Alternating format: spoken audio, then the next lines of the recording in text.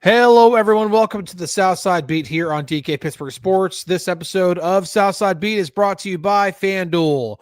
Chris, Halicke, Matt Williamson here to talk about football. A 1-0 football team, Matt. We'll get into that here in a second. But how do you feel about this Pittsburgh team after a 1-0 start?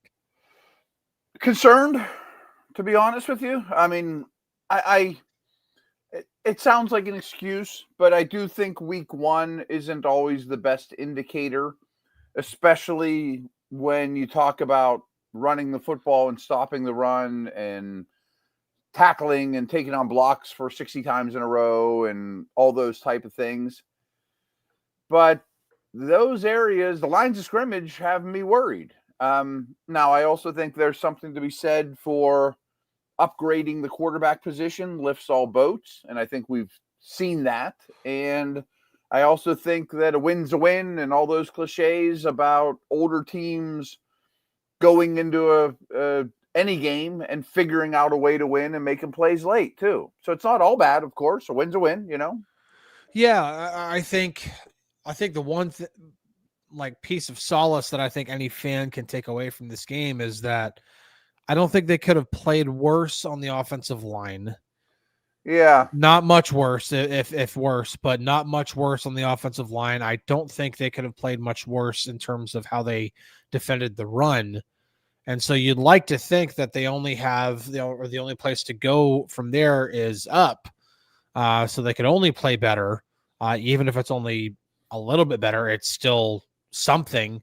And if Aaron Rodgers can continue to play the way he played in week one, then I think this team has a pretty high ceiling. I don't think this is going to be a team also that gives up 182 yards on the ground a game. Yeah. I think they're going to try to figure some of that stuff out. But from what I know some things just from, what I've learned, what I've reported. From what you saw, what were some of the biggest concerns in the run defense in this game? Well, ones that I don't think, I think Cam Hayward will be fine. I'm sure he'll tell you that wasn't his best day. Yeah. If he goes two more games looking like that, I'll be like, oh no, Cam got old overnight. I'm not ready to go there. I think this will probably be his worst performance of the year. So I bet that gets better. It's a small thing, but I just want to make sure I throw it out there. I didn't think Slay played well, and is he getting old? You convinced me pretty quick that Slay got old, where Cam, I'm not buying it. My biggest worries are, this has been kind of a recurring theme, just poor run defense now for several games in a row. And I understand it's a new year. And the linebackers don't worry me much. I'm not saying they didn't play well, or they played well, because they sure didn't. There was only maybe 4 people on that defense. Ramsey, Watt, Eccles. I mean, now I'm stretching. Who else is happy with their performance in that game? Highsmith, maybe, that weren't below the line by where we're hoping they're at. But I did a podcast on earlier in the week. I don't think Benton's a nose. And I think there's just so many people that just look at it like, run defense is bad. Give me a nose tackle, throw him in the middle, and your run defense will be solved, And I'm not suggesting they need Casey Hampton, but I think Benton gets pushed back into those linebackers over and over. And I think they're asking him to do something he shouldn't. I think he's closer to Cam or Tuitt than he is Hampton. And I know their definition of a nose is different than the Hampton Steed days. Loudermilk's out there, and I don't quite know why. That should solve itself, but does that mean they're so down on Lee or others that they put Loudermilk out? Loudermilk and Benton seem like they're on the second level of defense the whole game. And it's hard to play good run defense when those two are moving backwards. I agree, and I don't know if I'm ready to go quite to the extreme that maybe Y.A. Black should be starting over, or at least be ahead of Isaiah Loudermilk on the depth chart. Mm-hmm. But didn't one of the coaches say something like his role's going to grow? I mean, Terrell Lawson talked about his role increasing, but he made it sound more like it's over the course of the season, not like he's going to go from, I don't remember exactly how many snaps he played but it's not like he's going to double his snap count or something like that. Now, Mm-hmm. maybe first couple series, Loudermilk is just garbage, and they're just like, you know what? Screw it. We're just going to put Black out there. Because he doesn't offer anything against the pass. I mean, at least Benton. Yeah. I mean, Benton's a decent football player. I'm not sure Loudermilk should be on a roster, you know? Yeah. I mean, Loudermilk at least brings a little bit on the special team side, but true. Yeah. I do. When you have as many defensive tackles on the roster that the Steelers have, and Loudermilk is up there as pretty much your fourth guy. So he's the first guy on the field whenever you don't have your normal starting three, which would be Hayward, Benton, and Harmon. That's a bit interesting to me. And I don't like it because I think I know what he is, and I don't know that I know what Lee and Black and even Haley are, you know, at least in a Steeler uniform.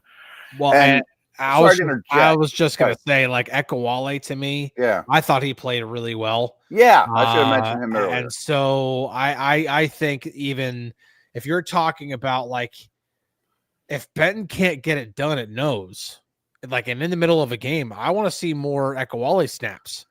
See, I was going to throw this at you, and it would be so much better if you could do this experiment 2 months ago, you know, in OTAs and camp. If you would just say, Benton, I at least want to incorporate you more as a 3 technique, 4 eye, maybe only on nickel, and YA, I want to incorporate you more and more on the nose.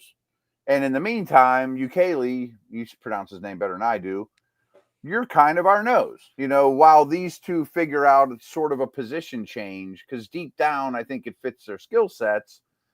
But you don't want to do that in the middle of the season. You know what I mean? No, you don't. Like, you don't tell Frazier to go play left tackle. Right. So, I'm trying to think here. Offensive side of the ball, we're obviously concerned about the offensive line, particularly Broderick Jones. The other 4 I have some faith in, though. Yes, I agree, and I think the most concerning thing about Brod in this case is he had a pretty promising preseason, and then he goes out there and he puts that performance out there. Now, he was facing a really, really talented edge rusher and Will McDonald, but it's not like he's not going to be facing really talented edge rushers throughout the season. He's going to be. And he's also going to be facing Myles Garrett twice this year. Of course, right. So, yeah. I'm not ready to flush Broderick, though. I know he's an easy guy. I mean, like, it was a really bad game, but he's had bad games, you know. The Fox Den here asks, why not have 3 inside linebackers, no slot on rundowns? They all can cover decent thoughts. So here's the thing when it comes to personnel. There's one play that the Jets ran, and they ran it multiple times. It was a mid-zone run to the left side. And the first time the Steelers were in a 3-3-5. And the second time they were in a 4-2-5. So they were in nickel both times. When they were in the 4-2-5, or what I should say, at first when they were in the 3-3-5, nobody else came down to help out. So it was literally 6 blocking 6. So you had 3 linebackers back there. 3 linebackers. It was 2 outside linebackers and one middle linebacker, and the middle linebacker was Queen. The second time when they had the 4-2-5, it was the 2 edge rushers on the edge. It was the 2 interior defenders, and those were the 4 up front. Then they had Patrick Queen and Peyton Wilson, but then they also had Chuck Clark blitz the B gap. And when you have that, you have that extra guy. People might know, by the way. Yeah, I agree with that. Now, it was definitely later in the game when they started to up the blitzes, especially run blitzes. Pass blitzes, pass rush, that's different. That's a different world, yeah. They did blitz more than people think in that regard, for sure. But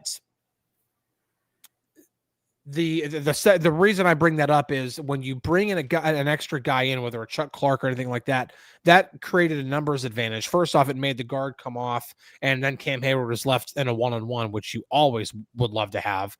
But then Peyton Wilson was unblocked on the weak side. So if Breece Hall tries to cut that back to the weak side, there's an unblocked player over there. So there's a number of different ways you can do it. You don't always have to do it with like, you have to have 3 linebackers. You have to, a lot of it is how do you win up front so that your linebackers can be as free as possible.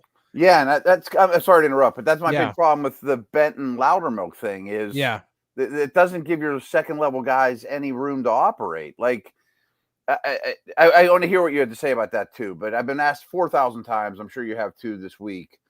Are Wilson and Queen terrible? Are they bust? So they play bad? I'm like, no, they didn't play well, but they're dealing with Benton on their toes, way too often. Yeah. And then Fox then follows up and says 4-3-4 with Holcomb, Queen, and Wilson. First off, I can almost guarantee you that's not in the playbook, so that they can't run that. Second off, if you run into a situation where one of those guys has to cover a tight end, the only guy I'd really trust on that consistently is Wilson, and I think Patrick Queen's a pretty good coverage linebacker too. But if you're asking your linebackers to consistently cover tight ends like that, like a safety could or a nickel corner could, that's asking for trouble. Linebackers are Thornhill or Ramsey could. I mean, like that's right. Yeah, their team speed on defense is starting to worry me a little, and that would make it worse. Yeah, and exactly. Like just because you have good coverage linebackers doesn't mean that you have them in coverage all the time.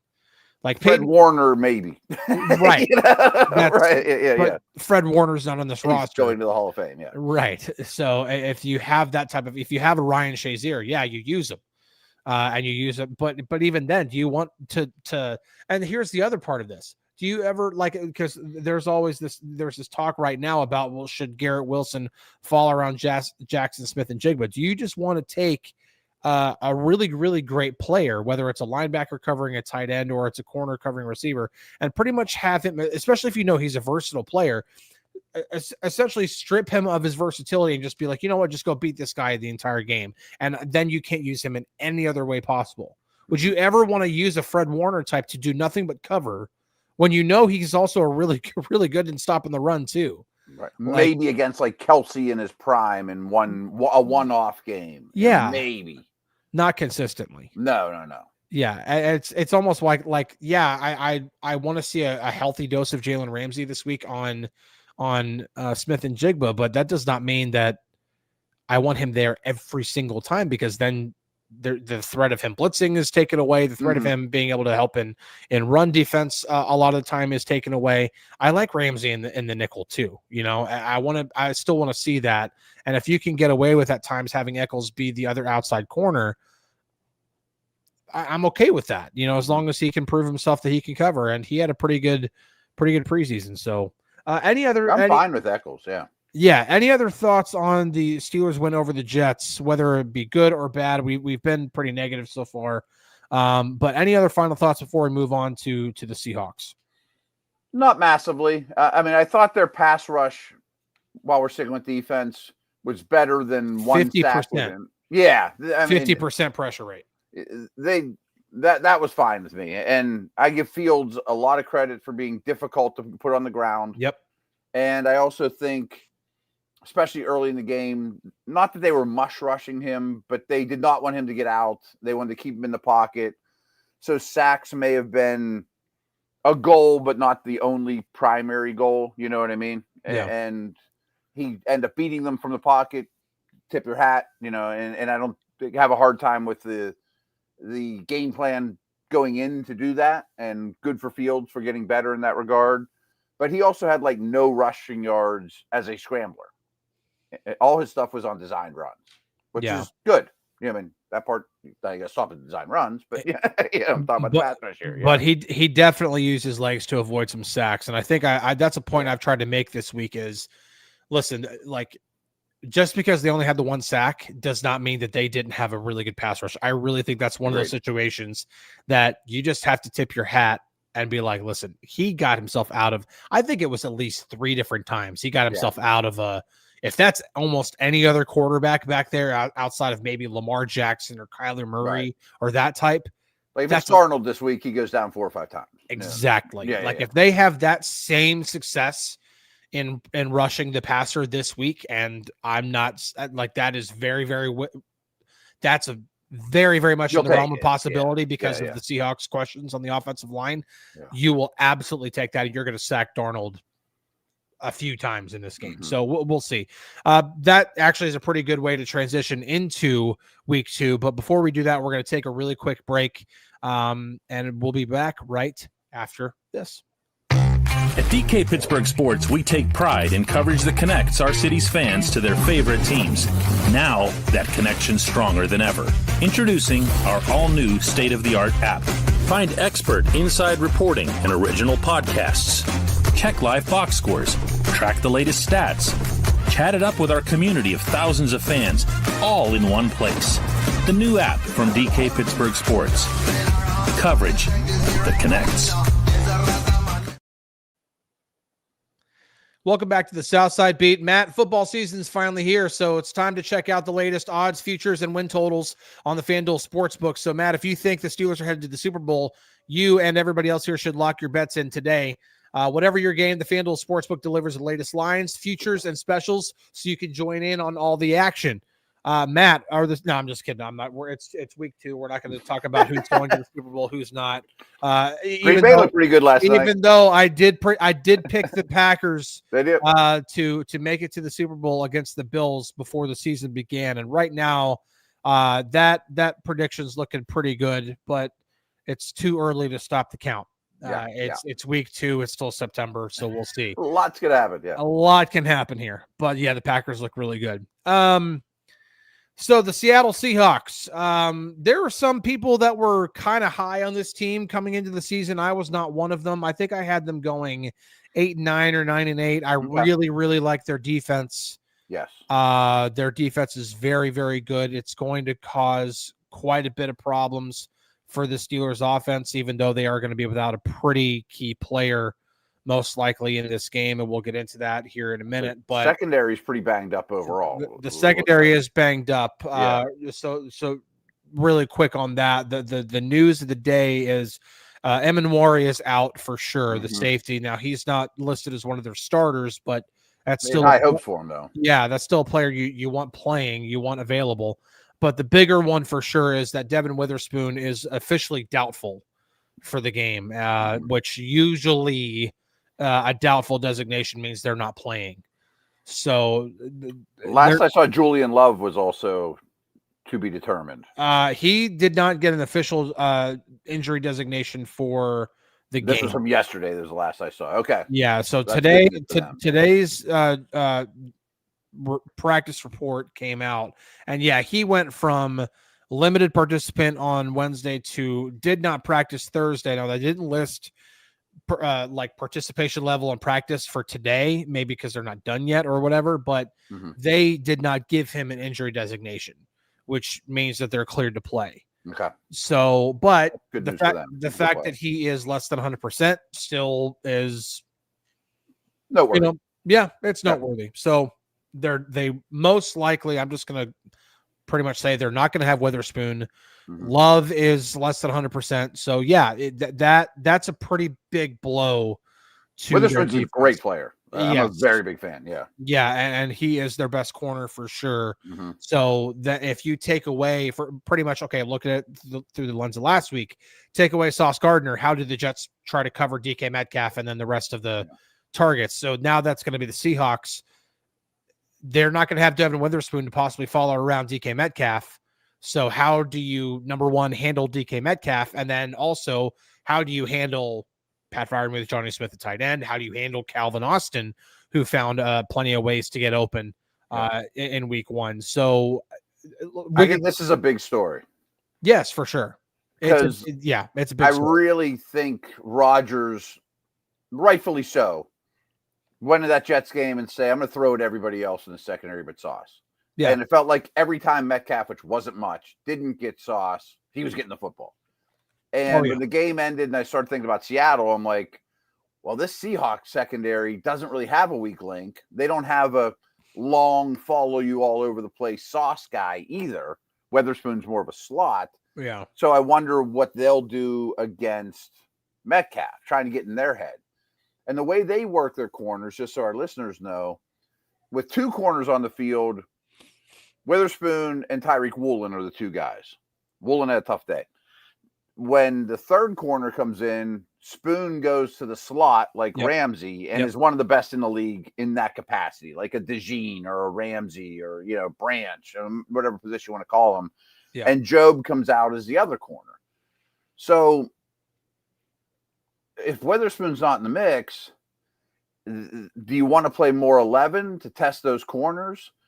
And, I kind of feel mixed about Pro Football Focus, but like in week 1, Job, the 3rd guy, was like their highest ranked corner, and Woolen was like their lowest ranked corner.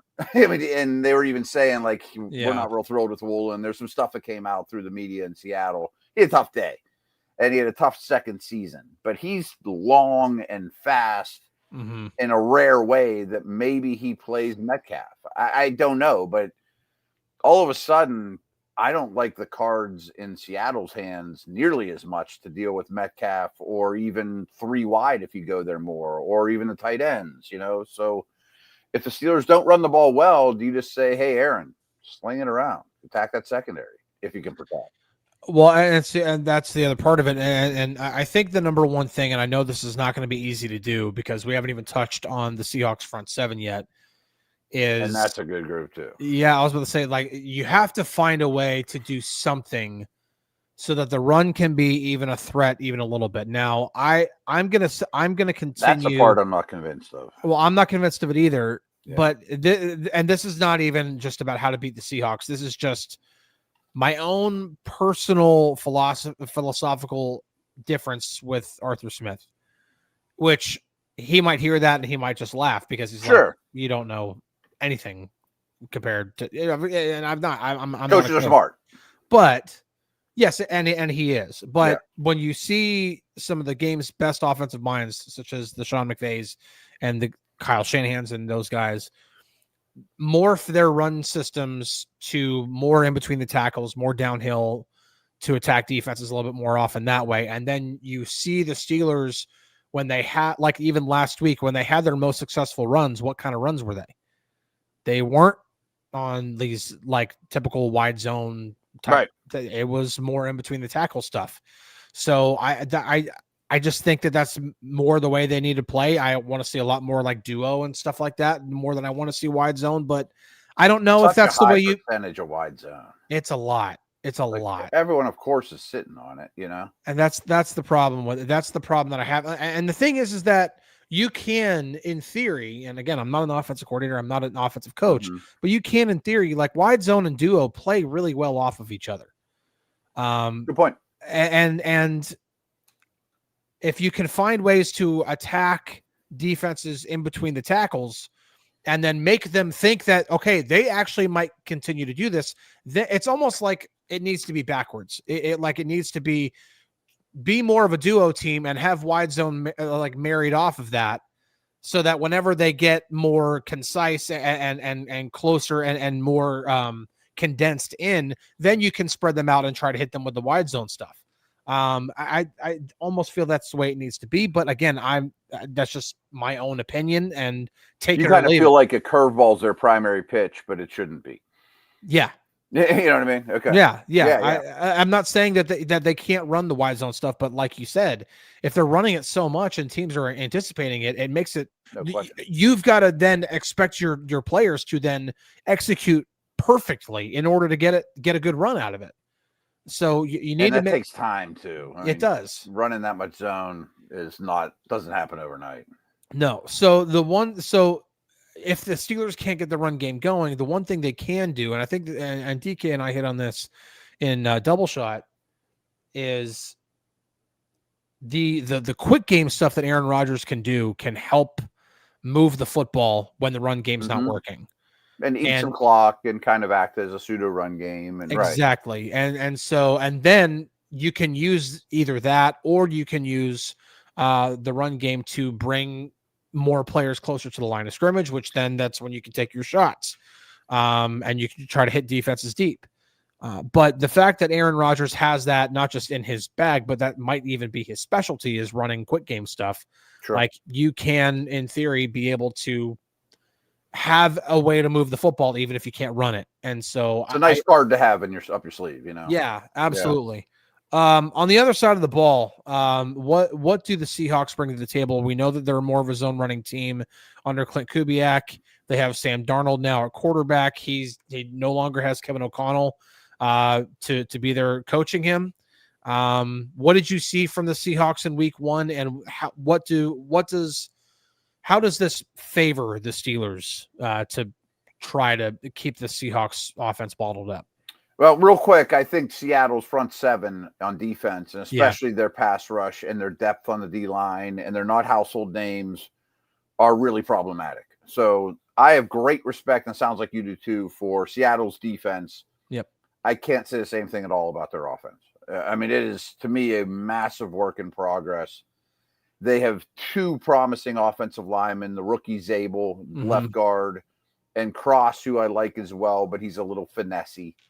They have 2 very good backs, but there was nowhere to run, and their longest run was like 8 yards. And they have 1 pass catcher. I mean, 1. I've rarely seen a game where 60% of the targets goes to 1 dude. It's rare. I mean, and the other guys are not scary at all. Kupp is shot, and Darnold's not an elevator. He's okay, but I mean, I think to say this is a work in progress on the side of the ball is kind. And I'll be real concerned on Monday if the results are anywhere similar to what happened with the Jets, especially on the ground. Well, and I love their backs. And see, that's the one thing, and I'm curious to see what the Steelers do, because the last 2 times we've seen this football team play, they've given up a lot of yards on the ground, but it's been against 2 teams that have electric quarterbacks when it comes to being able to run the ball in Lamar Jackson and Justin Fields. Yeah. Right. I mean, like literally 2 of the 3 quarterbacks in NFL history who have been able to run for 1,000 yards of the season. Like we're not of the league. Yeah. Right. We're not talking about, they're pretty no. We're talking elite runners at quarterback. Like those 2 in Vic. You're right. Yeah. So they will not be having that this year. They will not be, or this week. They will not be. Sam Darnold is not a threat in that way. So now you don't have to worry about keeping an extra guy watching on the zone reads and stuff like that. You almost can just zero in on the running back. And I'm curious to see how this defense is going to do when they are facing a team that does not have that type of quarterback mobility, the dual threat.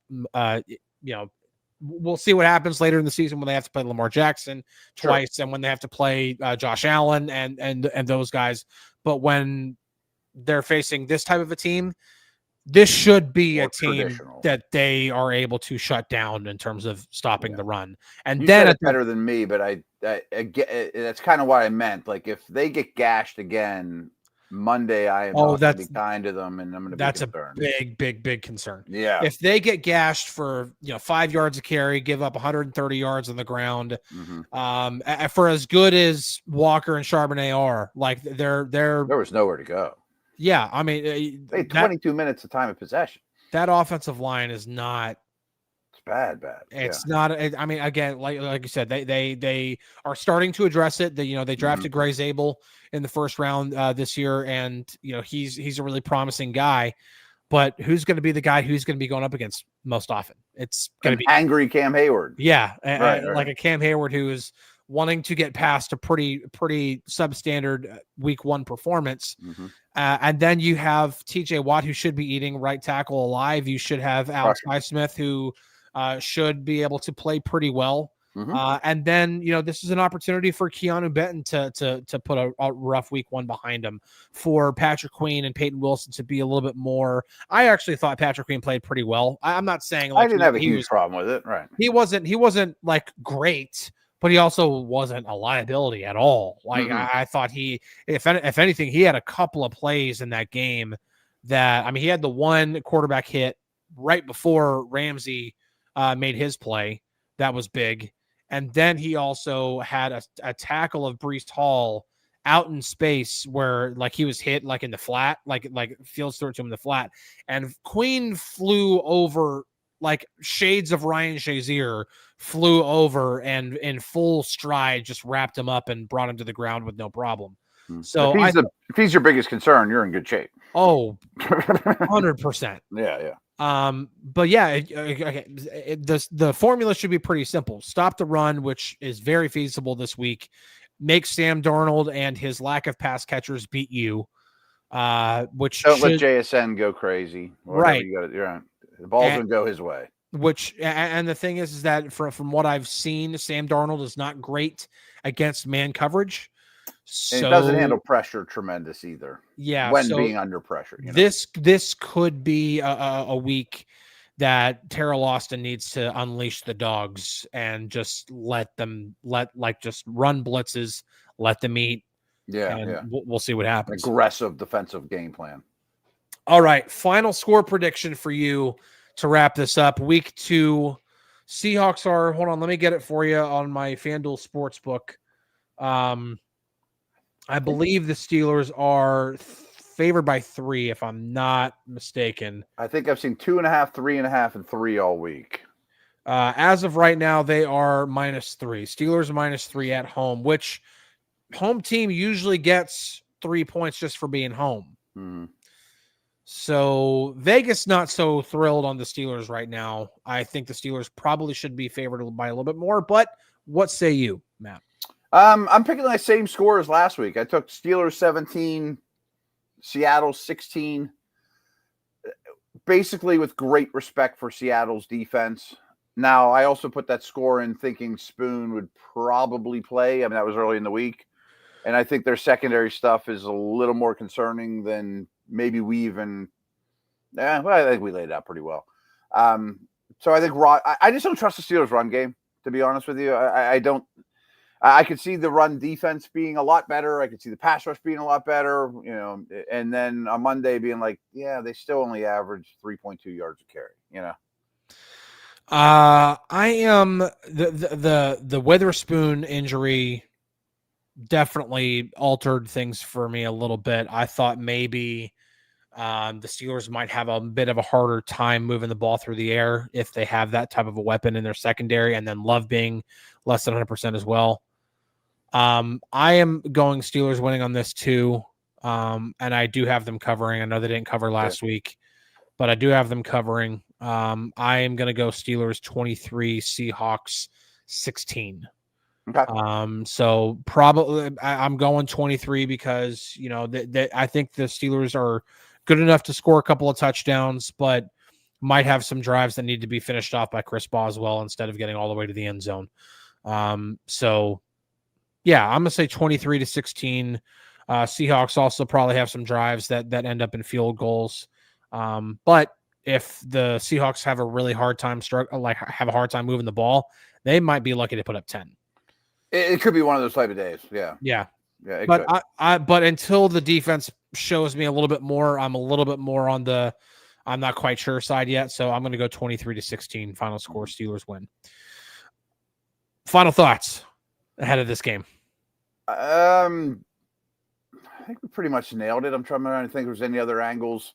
Seattle's been really good on the road. I mean, they were 7-1 last year with a rookie head coach on the road. And I know a lot of it's like Pete Carroll, but they're tremendous on the East Coast at 1:00 games. So I don't know if that'll phase them all that much. Just want to make sure our listeners knew that.